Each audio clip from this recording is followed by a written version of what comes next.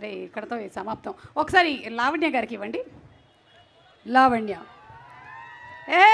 Screen మీద ఒకసారి చూపించండి. లావణ్య గారి క్లోజప్. క్యూట్.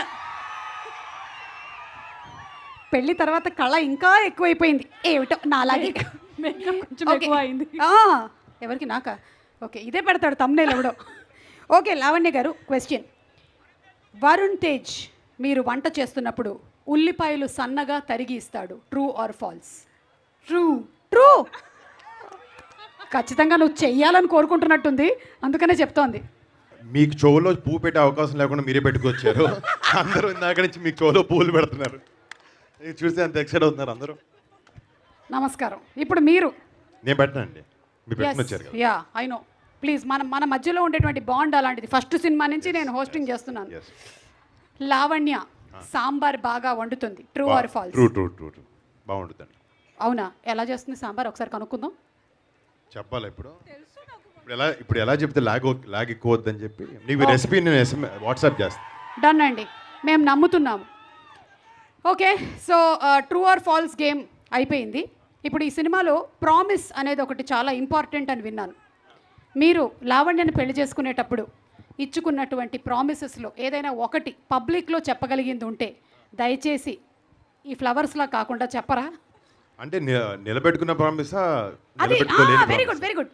మీరు నిలబెట్టుకున్న ప్రామిస్ ఏంటి, మీరు నిలబెట్టుకోని ప్రామిస్ ఏంటో ఆవిడ చెప్తుంది. పెళ్లి చేసుకుంటానని నేను ప్రామిస్ చేసుకున్నాను. వా. సో అది నిలబెట్టడానికే ఉందండి అందులో. Very good. ప్రొడ్యూసర్ గారు కూడా నిలబెట్టారు. ఆరు కూడా పెళ్లి చేసేసుకున్నారు. ఒక 2 సంవత్సరాల ముందే ఇంట్లో చెప్తాను చెప్పాను, కానీ అది కుదరలేదు. ఆ ప్రామిస్ నిలబెట్టుకోలేకపోయాను. అది మొన్నే చెప్పాను, చేసుకున్నాను పెళ్లి. ఓకే. మొన్న ఆల్మోస్ట్ 1 year అవుతుంది. ఓకే లావణ్య, మీరు ఇచ్చినటువంటి ప్రామిస్. నేను చేయను యాక్చువల్లీ ప్రామిస్ నార్మల్గా. ఏంటి? నేను ప్రామిస్ చేయను నార్మల్గా. అంటే తను ఒట్టేసి ఒక మాట, ఒట్టేయకుండా ఒక మాట చెప్పదండి. బా, ఏదైనా సరే మాట ఇచ్చారంటే ఇంకా నిలబెట్టేసుకుంటారనమాట. ఓకే, అలాగే ఇందులో అసలు నీకు డబ్బు పిచ్చి బాగా పట్టింది, అదొక వ్యసనం లాంటిది అని అంటున్నారు కదా. Anything that you want to have a balance in your life, మీ జీవితంలో ఇది నేను అసలు వద్దు, నేను వదులుకోవాలనుకుంటున్నాను అనేది ఏమైనా ఉందా? మట్కా వాసుకి వదులుకోవాలనుకునేదాన్ని. మట్కా వాసుగా వరుణ్గా? మట్కా వాసు వాడు కొంచెం ఎదవే అండి. వాడు అంత మంచోడు కాదు వాసు. లైఫ్లో పక్కోళ్ళని తొక్కైనా వాడి పైకి రావాలి, ఎదగాలనుకునే క్యాండిడేట్ అనమాట. అలా ఉండకూడదు మన జీవితంలో. మనతో పాటు మన పక్క వాళ్ళందరూ కూడా పైకి రావాలని కోరుకోవాలి. వాడు అలా కాదు, వాడు ఒక్కడి గురించి ఆలోచిస్తాడు. నేను అలా కాదండి. నేను నాతో పాటు అందరూ పైకి రావాలని కోరుకుంటాను. Lavanya, anything that you want to like in your life bring a balance. Yes, ఆయన బంగారం. ఎస్, రే కొత్త చెప్పు. చెప్పండి Lavanya. Work and family balance అదే ఒకటి. వర్క్ అండ్ ఫ్యామిలీ బ్యాలెన్స్ అదే ఒకటి నాకు. That's what I want. అది కావాలి. Work and family balance.